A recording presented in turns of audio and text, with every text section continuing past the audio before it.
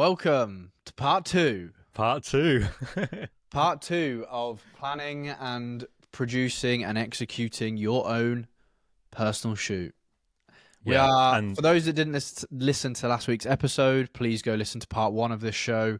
We've split it into two just because there was a lot of good info, there was a lot of good chat, and we didn't want to, put it into a 2-hour episode. So we split it in half. And basically we're touching on a personal project that I recently shot, and we're breaking it all down from start to finish, coming up with the idea, mood boarding, putting a shoot together, executing, post production, all the good stuff. All the good yeah, stuff. yeah. So I'll share the screen again. I'll share the mood board just to bring it up. Yeah. Um, but yeah, it was really, really interesting. We just finished touching on the last episode where it was about the mood board, and we'll move on to the next thing. So Matt, take us to the next thing. What is the thing that's Well, I want to touch on how to reach out to talent just Okay. very quickly because, so like as I was saying, it's important to find the right person in order for the shoot to be a success. It's got to fit the style. Like I say, try and find someone that's sponsored by the clothing kind of brand maybe you want to shoot for, so it helps with the styling, all that kind of stuff. Um, Obviously, I'm coming at it from a sports angle, but if you're looking for models to do shoots with, there are so many modeling agencies out there. Wherever you are in the country, to be honest, wherever you are in the world, just type into Google local modeling agencies. Go on their website and find some models, and you can do two things. You can email the modeling agency directly. Hey, I'm a photographer in the local area. I'm looking to do some test shoots with your models free of charge. Let me know can you send me a board of people or anyone that's available over the next 2 weeks. They'll either get back to you or they won't. If they don't, go onto their website, look at their boards of people. It will tell you the names of their the roster? models, their roster. Mm. Type those names into Instagram and then DM all of those models. Follow them, DM them. Hey, just asking if you'd be up for a personal project. I'm based fairly local to you, or where are you based, etc. And start a conversation and just let them know that you want to experiment with your portfolio. If you have time, even just like an hour spare over the next few weeks, I would love to do a shoot with you. Send over a mood board as well to entice them. That helps with a bit of buy-in. So that's just a really simple way of finding. And you can do this with musicians, you can do it with athletes, you can do it with sports models are the same.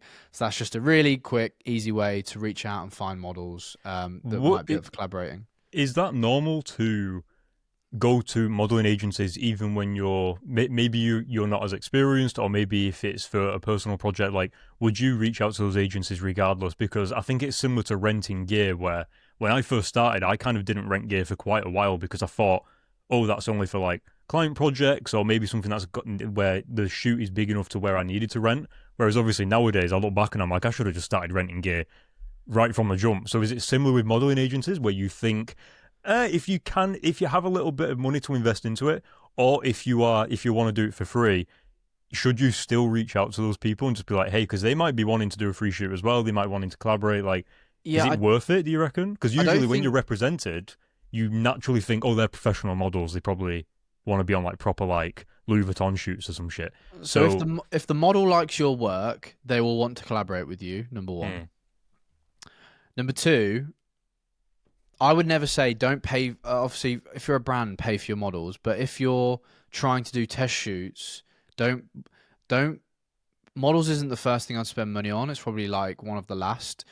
If someone likes your work, you'll usually be able to find a model that wants to create with you. Spend the money on the studio or the kit or the lighting. That's like what you'll get the most bang for your buck mm, for in terms of elevating the work. yeah, lighting is definitely the same in video as well. Yeah. Yeah. All agencies will have a new faces board. So it might be people that are new to modeling, they don't have much of a portfolio yet. The agency need Interesting. those people to gain a portfolio. This is where you come in. So they're not going to Mm, send you their models that are out modeling for Louis Vuitton. Like if you're mm. a big photographer, then you could reach out to a big model on Instagram. They might get back to you because you're working together and you're on a similar level. Yeah, and you got But street then cred, basically. yeah, Yeah. yeah. So they'll have new faces, new models that have come in that don't have a portfolio yet. You might know someone that wants to get into modeling that doesn't have a portfolio yet. A friend of a friend might have someone. Influencers are also a good kind of port of call as well. They're used to being in front of camera. There are some influencers that will photograph really well, and they might, be a bit of a football coach, for example, and they're doing bits on Instagram with football, and you think they move really well, they move well as an athlete, and you think they'd photograph really well. Cool. Contact them. Do you know what I mean? There's so many different avenues you can go down. So, Yeah, I think that's a good point as well. That it's important to even instead of like shooting with your friends, sometimes it is better to shoot with like even an amateur model who's just getting started, because at least the model is like wants to be on camera, and they also maybe a little bit more used to it. Whereas if you are shooting with your friends at that level, then it's a bit more like they might not be used to being on camera, they might not be as open with it and comfortable. So yeah, I think definitely for me to look back and think of myself, like I think I would have definitely tried to shoot with like amateur models a little bit more often, just instead of like trying to shoot my friends, for example. yeah. Yeah. And when you work with a good model, you're like, whoa, it's like eye-opening. But also, get used to shooting with, like, even if you're photographing a friend, it's going to develop a skill set that allows you to communicate with them, tell them how, you want them to move, where you want them to stand, getting used to directing people. If you're doing this as a job, you need to get used to directing people that aren't comfortable and don't know, because sometimes you Yeah. might get someone that doesn't know how to move or relax, and you've got to get used to making people feel relaxed in front of camera and all that kind of stuff. So the wider array of people you can shoot, the better. So anyway, that's the segue. That's how I'd reach out to models. I don't want to spend too long on that. But once you've basically got your talent, obviously you've sent them the mood board and they've bought into it. They're like, yep, sign me up. This is when then I put this deck together. So if you start at the very start, Cameron, and we'll kind of scroll through it. So Okay. no, keep going up. Just show the front page. So I see. on running spec campaign, the date and where I'm shooting it. We spoke about it a couple of episodes. I had how I had AI in the background working with Canva to try and create this. Oh, It didn't work. Yeah. It didn't work, and I got too annoyed in the end. It was just doing it really like poorly and slowly, so I just made this myself because I was like, well, for a bit of context, like probably like 2 episodes ago, Matt was using ChatGPT Agent to make like a Canva deck or something just whilst we're recording the podcast. And when we got off the podcast, Matt went, wow, it's actually got stuck on the login page. So like he didn't do anything because it just didn't. Now, did you ask it? You didn't use ChatGPT Agent though, I don't think. I think you connected it to Canva. No, I did. And then it did it, did you? Okay. Okay. Anyway, I just wanted to side note Yeah, that it didn't very work. Funny. I ended up making this myself. So go down to the next page. So the crew I put together, obviously. So sent this out to the team so they can see everyone's Instagrams, who's who, beforehand. And then it goes into the first mood board, which we touched about in the last episode.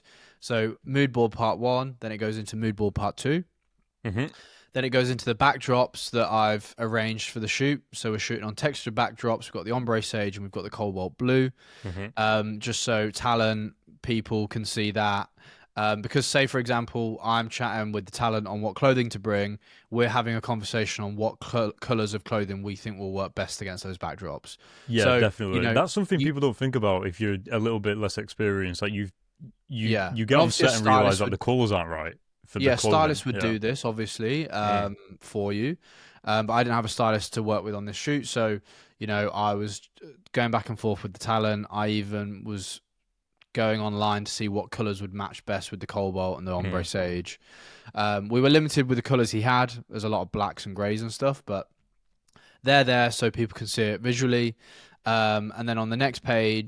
Well, real quick, what size did you have the backdrops at? I imagine obviously there's a default photography one, but with video at least we have like some of the wider ones, and then we also have some of the slimmer ones like 9 foot and stuff. So did you have a preference as to and why? I couldn't choose the size. I just went based off colour. Okay.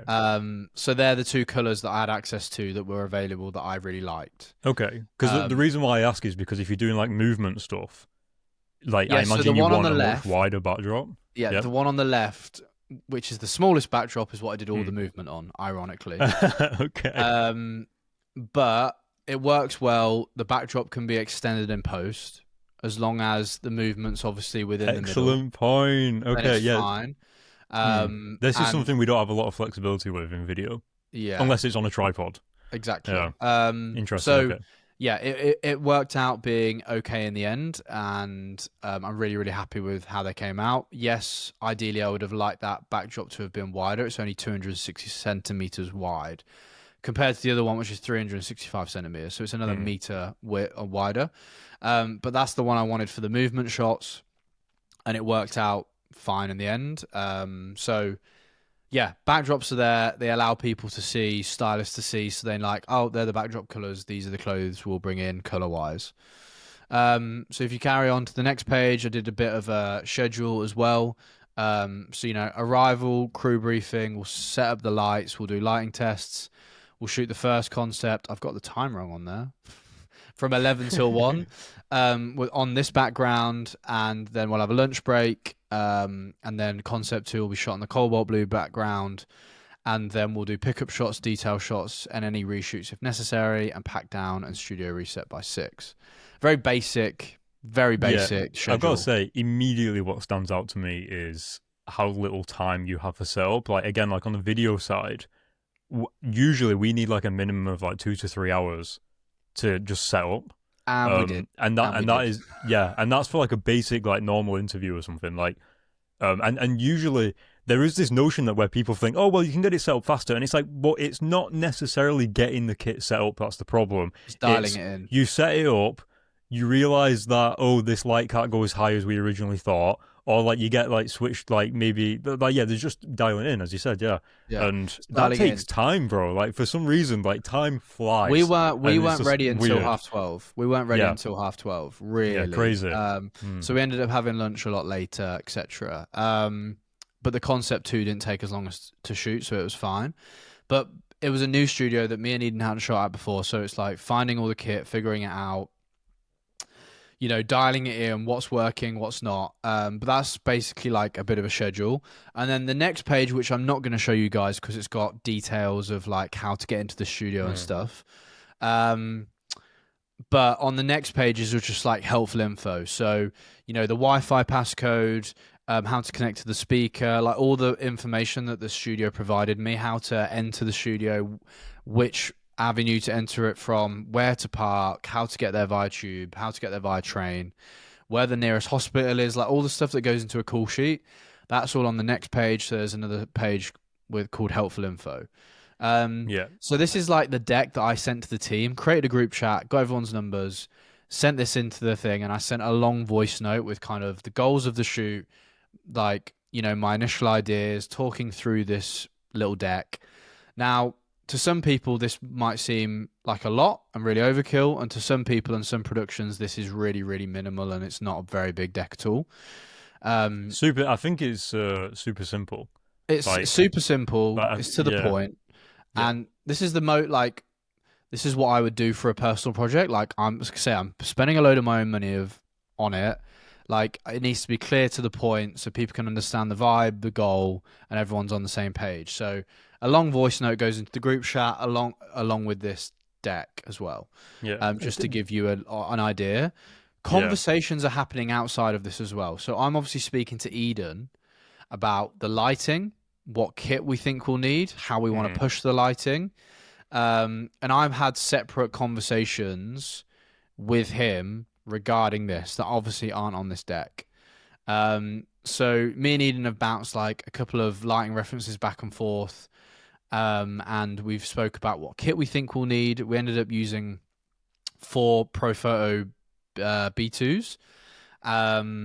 So yeah, we've obviously had a conversation on kit. I've decided that I'm obviously going to shoot on my Sony A7R5. I've took 2 lenses with me, and obviously we've got a kit list together in terms of bringing the tether. He's bringing all his DigiKit, a second screen, iPad for me or for the talent to look at, all that kind of stuff. So you're getting a kit list together and a plan. I've obviously gone through the backdrops as well. So you're kind of collating all the information together and presenting it to everyone at this point. Yeah. What stands out to me as well is a lot of this stuff tends to just go unnoticed because maybe you're on set, but you're not like part of those conversations, or you think that the kit is like chosen and selected before you get there. But like in my experience, like all this stuff, as you were just saying, like the team actually does collaborate a lot before the shoot even takes place, and it makes me think of like I've been on the side of producing our projects and shoots, but then also being the DOP, and a lot of times, like when I'm the DOP on a shoot, first things first is I have to speak to the gaffer and like the lighting tech and speak to them about what lights we can get, like what lights I want, like, and then how they can do that. And usually I speak to the gaffer, they kind of sort all the lighting out on my behalf, and then they also bring it to set, and then they also know how to set up. So I think on set, you think that the gaffer might just be there to help with the DOP and the lighting, but really the DOP and the gaffer have been dialing it all in probably for like days up to the shoot. And so similar to what you were saying with speaking with your team and that, it's very much like the collaboration is like a real collaboration between creatives, and then on set is just like people executing those things that have already been dialed in. And I don't think you see that. I think that's like a little bit of like the photography and like movie magic of like making these things, is that you think it just happens when really it's a lot of like back and forth over the days leading up to it or whatever. Yeah. And I think that was a big, not a shock, but a big reveal when I started getting into that side of things. Yeah. No, you just think it's dialed in. You just think it's like a default way of doing things, and it's not. No. You know? So much back end stuff goes in, obviously, depending on the size of and production of the shoot. But so it's just a case of we turn up on the day. So actually executing the job, obviously, we kind of saying before, it takes a little while to get dialed in. By the time that you've unpacked your kit, you start getting lights set up. I'm going back and forth with Eden in terms of, you know, how he thinks like would be the best to light it. What kind of light do I want? Do I want it harsh or want it soft? You know, how many lights do we want to use? How are we going to light the backdrop? Do we want it to be super bright? Do we want it to be dark? So we're trying to dial it all in, which takes time. Obviously, when you're in a studio, when you're kind of outside, there's not a lot you can do. You've just got the natural light, and it's how you decide to manipulate that. But at the end of the day, you can only do so much. And we start shooting a test. So once we're kind of at a place where we're happy with the light, the model stands in, and we'll just do like a test shot. If we think we're happy with it, I'm obviously putting a grade on it in Capture One, putting my grade on it, playing around with that, so it looks closer to the finished product, so we know what we're getting. Once we're happy with all of that, then it's a case of going through, obviously, and executing the different parts of the shoot. So going back to mood board one, right, the model has actually written a list for me of like 10 different movements he could do. So we just started working through that list one by one. Some were working well and we stuck with a bit longer. Some were a bit like they weren't photographing well, so instead of wasting time on them, we just parked them, moved on to the next. That's a good point. You would highlight, okay, I can do this one, and this one, like absolutely. So you nail those ones out first, and then you go into like the ones that are maybe a little bit tricky or need more time spending on them later. Because obviously if you spend at first doing the difficult ones, you've probably wasted like an hour, and you haven't even got anything yet except for this one pose. So is that what you're saying? Well. Yeah, but to further that, it's warming up, right? I'm getting warm. The model's getting warm. Like we're all kind of easing our way into it. Never in a million years the first shot you take is the one, really. So if anything, I would start with the ideas that you probably love a little less, and then some of the last shots tend to be the best shots. That's so funny, because I think that is the same in video, but oftentimes in video, say like if you do 3 takes of this thing, you go, okay, right, like the first one, like let's do more. And then in the edit, you realize the first take was absolutely the best one. But for some reason, you just didn't feel that. Like, does that ever happen to you where eventually in post, you do go back to that first picture and you're like, this is actually the best one out of the, like some of the ones we got. And it's kind of like it's so weird how that works, because in the moment, it doesn't really make sense. Bro, I almost want to. I might share Can I share a BTS video with you? Yeah, of course. Yeah. So I'll WhatsApp it to you. Basically, once he had got into a rhythm and was moving, and obviously he's a movement specialist. I'm just sending you a video here that you can kind of share and pull up. But I'm in the audio, hopefully this isn't too embarrassing, I don't know what I'm saying, but it's like a 40-second clip, and I'm like pushing him and urging him to keep moving, be super free with it, be super relaxed, and he's spent the day moving, so now he feels in a rhythm. But it takes a little while to get. It takes a while to get past that. Do you know what I mean? You've got to warm up, like I was kind of just touching on. And it takes time to do that, and especially when it's to do with movement, or if it's a dancer, if it's an athlete, the first movement they pull off isn't going to be like some insane movement. Do you know what I mean? So the way you communicate with them and make them feel relaxed and all that kind of stuff, like it does play a role. You actually just gave me PTSD a little bit, because I remember when I was doing a shoot with, I think I was filming just some like really basic like exercise stuff, and it wasn't until I was on the shoot that I realized that, oh my god, they're actually doing these exercises. So you can't do a million takes or ask them to do it all day, because they're going to be absolutely knackered. Yeah. So that is something that at least I didn't think about at first. Right, I've got this video here. I'll share it.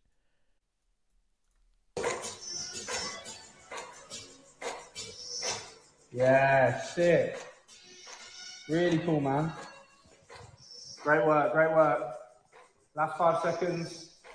Nice, keep working, good. Yeah. 3, 2, 1, great. Ready? Yeah, great save. Great save. Mate. He's done. I was convinced I was thinking that. That's a wrap. Thank you so much, man. Appreciate it. We got some sick stuff. Really good. Yeah, you can pause it there. So one thing that stood out to me immediately, by the way, was that you had your screen just a little bit off to the left, and those photos were coming in immediately. But also just the vibes of the set, like it is very like it. Obviously, people are out of the way or whatever, so that you can get your shots, but it feels very low key, and I think that's like part of the comfortness of being on set sometimes, where it doesn't need to be this big extravagant like fucking million people around kind of thing. Yeah, for sure. Yeah, perfect. Yeah, man, I like doing this, like just pulling up and dissecting like stuff from. It's nice to be able to dissect like videos like this, actually, on the pod. But you can hear me talking. I'm like pushing him, keep going, 5 seconds left, keep working, and obviously, like he's moving. The way he's moving is very unique, and he's just in a flow, and like he's expressing himself through movement. And I said to him before we did this shot, I was like, right, I want the last shot of the day, and I want you to just freestyle whatever feels right to you. Go for it, like super relaxed, be yourself. There's no direction from me. I want you to express yourself, and that's what I was pushing him to do. And you can hear me kind of communicate and like egging that on. And some of these images, I mean, you can kind of see them coming in on the left. They're really cool the way they were lit. And I'm really excited to share them. They're almost like their own shoot in itself. Like they look so different from everything else we got on this day. But yeah, man, like absolutely loved it. And this is a clear example, which is why I wanted you to show it, of making the model feel relaxed, giving them direction, but also getting warm. If I'd have told him to do that at the very start of the day, it wouldn't have worked. Like I wouldn't have got those same results. Absolutely not. And you can see he's happy after he's buzzing. He's like, we've got some sick stuff. Like he's happy. He's on side, and that's a big win in itself, you know. So yeah, definitely. Well, also again, it's that, as you said, the comfort. It's like relaxing. It's almost the same vibe as like when you go to like someone's house and you don't feel super comfortable straight away, and after like being there for 30 minutes, you kind of like relax into it. It's a bit like that. Yeah. So yeah, man. So like that kind of, you know, goes into communication and all that kind of stuff. So obviously we're breaking through in terms of priority. You know, maybe shoot the stuff that isn't that important first to get the model warmed up, and then maybe the best stuff is like halfway through the day. Don't put it at the end, because your model might get tired, you know, and there are lulls in energy, and that's why it's important to have a lunch break. And I ordered everyone sushi. Everyone got sushi. Everyone got, you know, katsu curry, some food. We had a drink. We turned the music off and just sat and talked and relaxed for like 30, 40 minutes, and we needed that. I was going to say, maybe don't buy lunch that's going to like make everyone heavy and just like, oh my God, I don't ever want to get up now. Yeah. In the middle of the shoot. Curry. Yeah. So yeah, that's obviously kind of executing the shoot, a good way of going about it. knowing when to obviously get your hero shots when the energy is high, and we try to make selects as we go. So, if me and Eden are chopping around and like changing something up, the talent's at the computer, he's having a flick through, he's starring his favorite shots. And I was doing the same when, people are getting changed or we have a bit of a coffee break. I'm kind of flicking through and starring my favorite shots. Obviously, I go through everything at the end anyway, like on the way home, when I get back this morning at my desk, whatever. But it's good to kind of start doing it as you're going through. Eden, my assistant as well, as work's coming through, he's also starring what he thinks that I will like because he knows me, but also what he thinks looks really cool as well, and he's putting them into a folder. Just to start, like, from an efficiency standpoint, it just speeds everything up way more. Yeah. And those things are really important as well. Like the DIT kind of thing, side of things, and also like the organization, because it just allows you to do your job better as well. And I think in creativity there is a lot of mental energy, and you only have so much. And do you really want to be spending like the first 30 minutes of your selects just organizing them Exactly. before you've started like really using that energy? So yeah, super important. And I think that's really good. Touched on good stuff there with that. So yeah, then it goes in, obviously, like wrapping the shoot. Like you saw the video there, that was actually like the wrap. That was the last shot of the day. And like I say, obviously pack the studio down. Rule number 1 of studios, leave it how you found it. Yes. And that takes time, like giving yourself time to pack everything away, not leaving it in a mess. Like I'm the producer for the shoot, so I'm in the kitchen cleaning up cups and mugs because that's my responsibility. I've booked the studio. I've paid for that. Yeah, well, one of the things as well is, and I understand it to a certain extent, but at least on video shoots, like people just, when they pack up, they slam that shit down and like get it in, and then they're gone as fast as possible. And it's like, there is this like, again, like this urgency that is brought on by the actual rule is that you're supposed to take time setting up, because if you rush to set up, you'll cause safety problems, things like that. So you're supposed to take your time setting up, but when it comes to pack down, it's like a war. It's like everyone just starts getting everything down, and then they're gone. So it's the end of the day. Everyone wants to get home. Do you know what I mean? Like everyone wants to get home and all that kind of stuff. But just make sure you put time into the schedule for that, and understand that it will take you, 30 minutes to an hour to like get everything away and tidy up and leave it how you left it and all found it. Sorry, and all that kind of stuff. That does remind me as well. I'm just scrolling back down to the schedule here, but you've put in the schedule that you've allowed time, like buffer time, for pickup shots. Yeah. And any reshoots. And I think that's so important because, inevitably you're going to need padding on every single thing that you shoot. And so I think to have that on the schedule where it's actually booked in, like, we might finish at 4 p.m, but we're actually going to leave at like 5 or half 5 or 6 or whatever. Yeah. Because inevitably there's going to be stuff that needs to be reshot or extra time. And so, yeah, for sure. Yeah, like setting expectations technically. It reminds me of Jess, who's one of the producers I work with at one of the advertisement agencies. We'd be on earlier this year when we were doing all the stuff with Hoka. I'd be like, "Oh, so like are we on schedule?" And she'll be like, "No," and I'm like, "Well, are we on the real schedule?" Because she puts so much buffer time, and I'm like, "Yeah, but are we actually on schedule, Jess?" And she's like, "Yes," and I'm like, "Okay." Because, like, there's her schedule, which is the ideal schedule. Then there's the actual schedule. Then there's, like, the schedule that's, like, this is, So it's quite funny. It just reminded me of that. Well, it sets expectations, though, because then it's like, oh, right, are we on time? And it's like, well, we are. But, like, it's good to, we're scheduled to leave at 6. And it's like, but realistically, it's like, we're probably going to be done by 4. But you don't tell anyone that. So then if you do finish at, like, 5... they're like, we're finishing an hour early. And it's like, no, I technically knew that we were done by 4, but I just told you 6. No, sure. So it also keeps everything, the spirits high. And also, there are shots that you'll spend longer on. So there was one shot that basically, I had this idea. I ordered a Mylar blanket. Do you know what you know those emergency shiny blankets? Yeah. Mylar is like this kind of like flexible, thick plastic cover kind of material. The only reason I know that, by the way, is because I have my comic books in Mylar covers. Oh, do you? Yeah. The high-end comic book covers, you see. Yeah, okay. So basically, I ordered a bunch of Mylar emergency blankets off Amazon as a prop for the shoot because I was like, how can I still bring in a sporting element without making it really bait? You know, like people holding a fucking skipping rope, or like just too. It's too bait. I don't want to do something like that. It's like, you know how people post marathon, winter sports, or like whatever, Yeah, the they'll get wrapped up. given a Yeah, Mylar blanket. So I was like, there's a sports element in this. So I bought it in as a prop to have. And anyway, we ended up doing some mad, like, slow shutter, motion blur stuff with it, with some Oakleys on. It looked really, really sick. But my mum's trying to ring me now as well. Fucking hell. And it took us a while to find something that worked.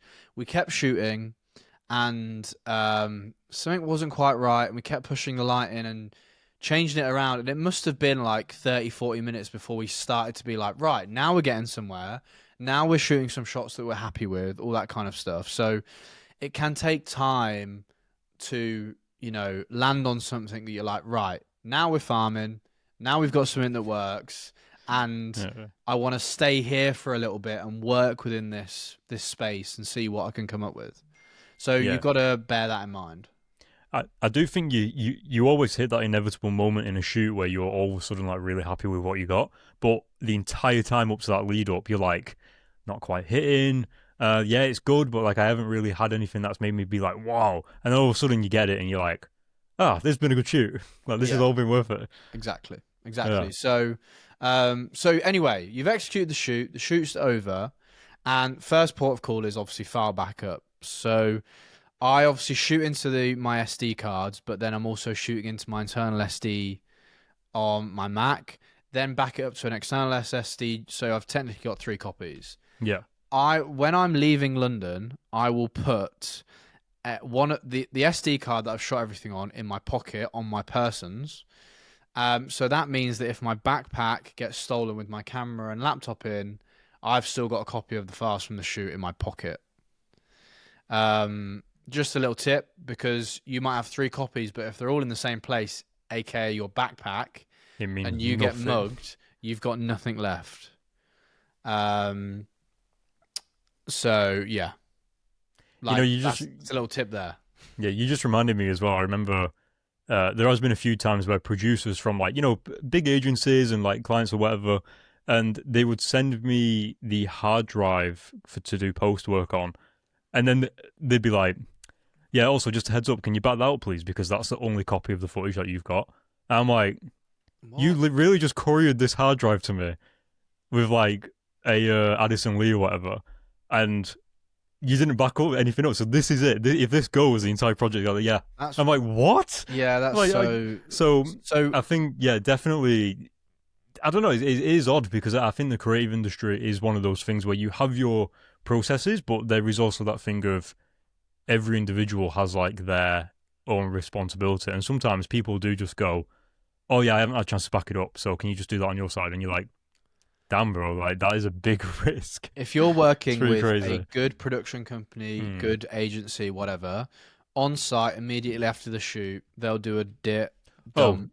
They will have an SSD there that they will back up to, that they will take away with them, and you'll have your backups that you'll take away with them. So instantly, there's 2 backups on site. They might then take theirs and also upload it to the cloud, so there's a backup somewhere else. So yeah, if you're working, that's a sign of a good organized agency, production company. They are doing like dumps and card dumps immediately after. Yeah. Well, I think as well, it also comes down to how comfortable everyone is. Like if you've done like a million of these things, and like obviously that's not an excuse, definitely not. But what I mean is, I think that stuff comes up because everyone's been working together so often, and it's like, just the odds of something happening is very minimal. But I still wouldn't recommend it. But it is like almost like between friends, where it's like, yeah, just do this when you get back, and you're like, it's got to be done. Yeah, it's like, gotta what? Be done. Yeah, got to be done. Yeah. So but definitely, I would say start going a little bit more into the post production. Yeah, well, because we're getting on to 35 minutes, so yeah. So I'm just conscious of that. Once you've backed up, you head home and you start getting into post production. So the first thing I'll do is make wider selects. So, which I'm currently in the process of. I mean, when this podcast comes out, I'll hopefully got a bit further, but I have the shoot is almost got 4 separate shoots within it, 4 different looks. So I'm making selects for each of those different, let's call them shoots. They could arguably be different shoots. So I'm making wider selects for each of the different parts of the shoot. So part 1, which is the movement shoot, it's funny because I've got 2 mood boards with 2 parts of the shoots, but there's ended up being 4 different parts. So I've made wider selects for the first part, which is the contact sheet I've already sent you, Cameron. And in that, I've narrowed it down to 67 images. So they're my wider selects. This is everything that stands out to me immediately that I like. And how many is that? Was it 50? There was 67. 67, okay. So there's 67 images on that contact sheet. I will then narrow that down dramatically further if I can, and I'm able to. And I won't be influenced by anyone. I'll dramatically narrow that down. Now, those 67, this is how I like to work. I've already got grades on them. So I've already got a grade that I'm like 80% of the way there with. I kind of know roughly what the finished product's going to look like. So I'm now looking at those 67 images with a grade on, and I can then start to like I say, get rid of stuff, put 3 images that are similar to each other side by side, decide that those 2 aren't as strong as that one. It's really easy to do in Capture One. You can like command select 5 images and you can see them all next to each other in a viewer and be like, yeah, don't like that. I'll 4-star that. So it goes into the 4-star folder and it drops out the 5-star folder. So it's perfect for, culling and making those selects. And I'll do that for every single part of the shoot until I've got 4 different parts to shoot and I've got 5 to 10 images that I'm happy with. If possible, from that shoot. Once I've got those, I then grade them to a point that I'm like 100% happy with. I'm then probably going to be chatting to again, I haven't worked with the retoucher before that I'm working with that's based in Amsterdam on this shoot, but I'll be back and forth with the retoucher. Usually I'll deliver the TIFF files, exports of my edits to the retoucher. Also a plate image of the background. So this is a photo without the model in it, basically. Yeah, so there's a photo of the backdrop that Eden took of the lighting setup, just so the retoucher can take the backdrop and like put it in if he needs to extend it or whatever.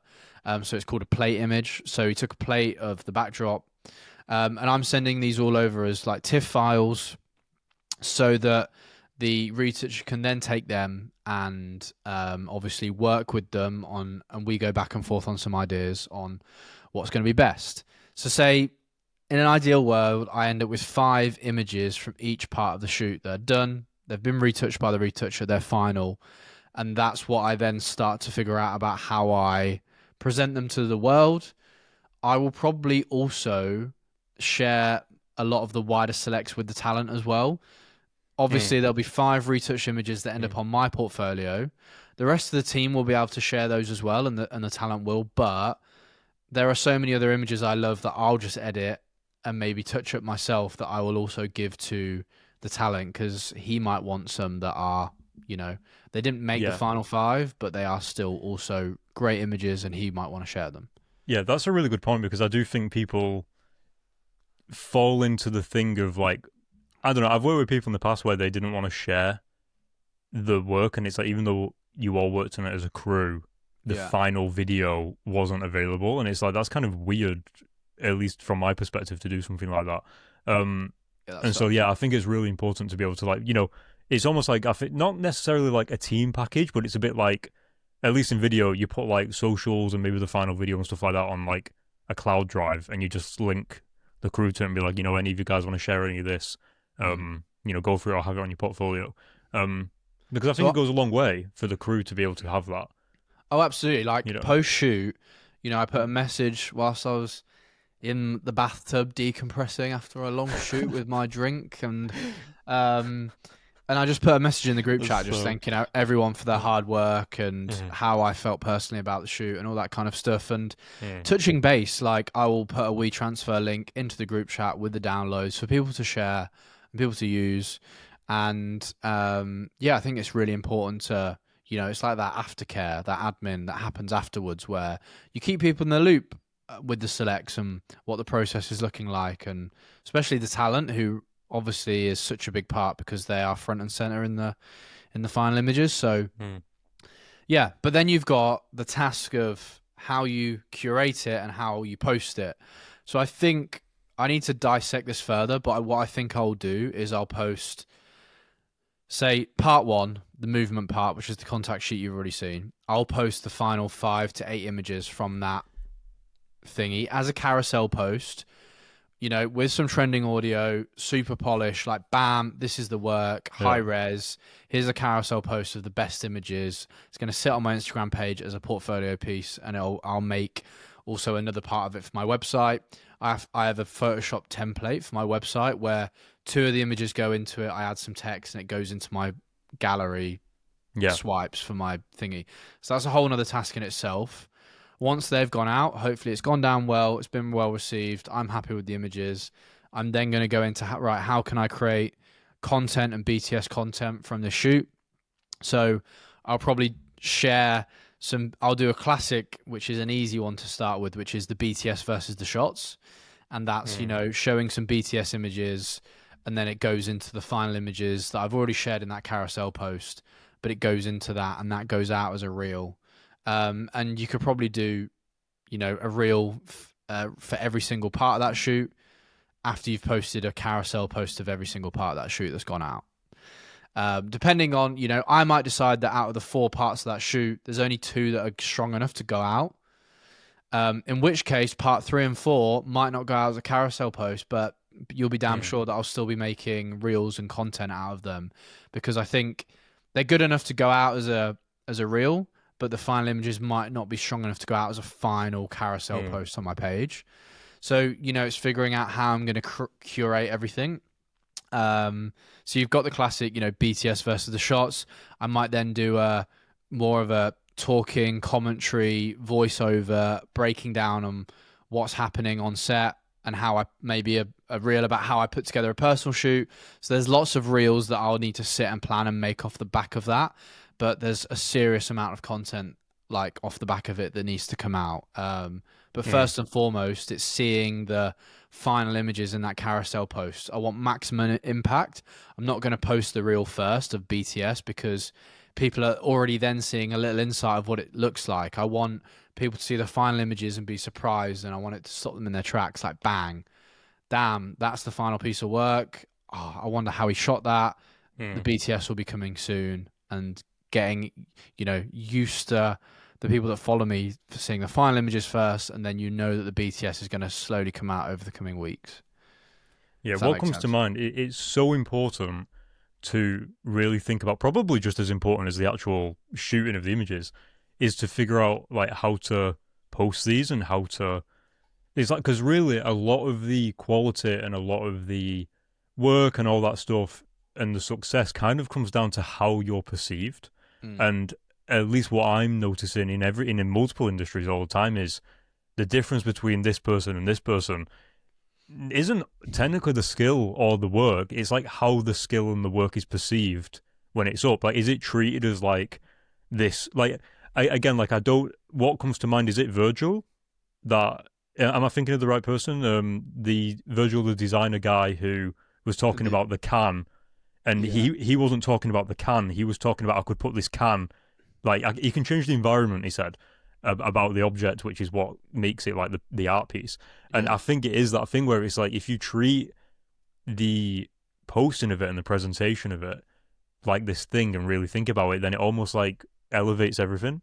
And for sure, like as you're saying it, it makes you really go like, yeah, like, and it doesn't have to be super complicated, but just instead of just like putting it all together and being like, hey, it's a bit like, no, here's this section of the work, and then here's the BTS like a bit later, and then here's another thing, and it's almost like the work builds this like thing around it, and it's so important. I made people aware on my story that I had, booked a personal project, and I've been in the studio and I'm working on something. There's a bit of a preemption. I don't know if that's the right word. There's like there's that there that people know that I'm going to post something, but they don't know what it is and they don't know what it looks like, and there's a process to it, and it's like layered. There's layers to it. Anticipation. Yeah, so 100%. And the day I post, I will, and like the final images, I will jump on my story that morning and be like, guys, I'm posting something 6 p.m. tonight. think I've really pushed myself as a creative, blah blah blah. So, you've got to. I always say this, and we've spoken about it on the shows before. Why you've got to shout and scream about your work? Why you've got to make a song and a dance about it? Because it will get lost in today's age if you don't. Like, there's so many like incredible people that create incredible work, but it just gets lost in a sea of work because they might not curate it in a particular way, or they might just be like, "Oh, cool, here's one image," and they're sitting on a bank of amazing imagery from that shoot. And do you know what I mean? So, yeah, obviously, you don't have to do this. This is just what I do, and this is the way I curate my work and the way I go about marketing myself, which is almost like another topic in itself. But yeah, I'm still not sure how it's all gonna be posted because of the fact that I don't know which is the strongest work yet, which work is gonna sit in my portfolio and which is not. Out of the 4 pieces of the shoot I've done, one of them might only be good enough, in my opinion, to be posted as a portfolio piece. So, yeah, man, we'll have to wait and see, and those listening will obviously see if they follow me on social. So it'll be really interesting. But there's this is the final. That's the final step. Sharing your creation with the world. When you're going to be posting these things, I feel like I'm going to see them and be like, this is what we spoke about. Here's the BTS stuff, and then it's like, oh, here's the carousel, and then here's this, and you're like, damn, like it does, like. I imagine it almost in phases where similar to pre-production and then like the production of actually shooting the thing and then post-production, there's also like the post-shooting phase, which like, sorry, not post-shooting, post-uploading phase where it's like, right, I've uploaded the actual finished things. Now it's like a month long of doing BTS, doing reels, doing carousels and just kind of like, obviously it's almost like a known thing. Yeah, but if you have like a system for that, then okay, with every single finished project I have, I'm going to do BTS, this type of reel, this type of carousel, and then every single time, and before you know it, it's like it's just part of the project. It's not even like, oh, I've finished the project and now I've got to do this. It's like, no, like all of it is. It's compounding over time, and yeah, for sure. And like any project I do, you can expect that from me. There'll be a BTS, there'll be a breakdown, there'll be all that kind of stuff. So yeah, man.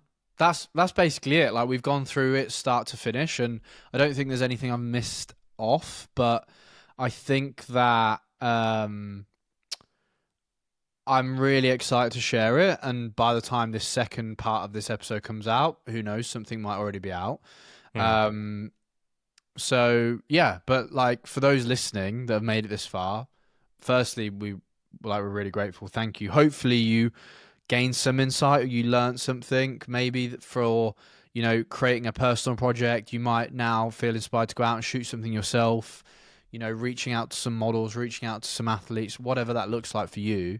But going out and shooting something for yourself. And it's funny, the team we're in the studio with, they were like, oh, now they feel like they want to go and hire a studio and execute something, because it is really rewarding. And that feeling of getting something that can sit in your portfolio and is really rewarding. And yes, sometimes it costs money. You can do it in a cost-effective way, though. But just getting out and shooting. And anyone that I do mentoring with, I really try and nail this home. Like, right, you've got a friend that's a cyclist. Cool. What locations do you have near you? Cool. Wednesday next week, you're going out and you're shooting this, and this is how you're going to do it. And pushing that feeling of, and then they coming back, okay, they share the images with me, wow, like, and there's a buzz off that they get, and it's so nice to see. So yeah, start to finish, that's how I've shot this personal campaign. Might be right, might be wrong, it's the way I've done it. Take it with a pinch of salt. Hopefully you learn something. I've really enjoyed breaking it down with you, Cameron. Yeah, honestly, man, you too. And ultimately, I think the biggest takeaway, at least for me, but hopefully the people listening as well, is seeing like how much thought goes into like this stuff, because you might know about the pre-production or like the post-production or anything like that, but to see the whole thing broken down and understand like, oh, like every single bit of this is really thought about, it kind of makes you think like it's like seeing how someone else does it, but knowing that like if you was to do it that way, it wouldn't be crazy. It's like, no, this is actually like a method of doing it where it's like, oh yeah, like this is how it's meant. And that's also why people like you and other photographers end up getting like the shots that they get and the work looks so good. It's because it's not just like they went out with on a random Tuesday and were just like, oh, let's see if what I can get. It's like, no, every part of it is thought about, and I think that's what I take away from it the most as well. And maybe that's something that the listeners do as well. Yeah. Sure. Yeah. And for those listening, I'd be really intrigued to know if you liked the featuring of the BTS video and as kind of breaking that down, because we can do more of that. I think there's so many BTS videos from this shoot and other shoots where we could talk about the way I'm communicating with the talent maybe, and, you know, the way, like, different things. We can break stuff down and talk about it. So that's now an option for us, that we can show it on the video and be like, you can hear me saying this, and we go into it. So if you like that, let us know. And if you made it this far, thank you very much. Please leave a 5-star review on your listening platform. It helps with the algorithm. Tell your friends about us. We want to get our name out there and keep growing this podcast. We're really enjoying, you know, recording at the moment. And I think, yeah, if you haven't already, please subscribe to our newsletter as well. It's in our Instagram bio. And yeah, thanks, Cameron. No, amazing. Yeah, I feel like I'll just let you roll this episode out, really, because it's really, really interesting. And again, thank you for listening, guys. And we'll see you in the next episode. Yeah, see you next week. Much love. Bye-bye. Bye.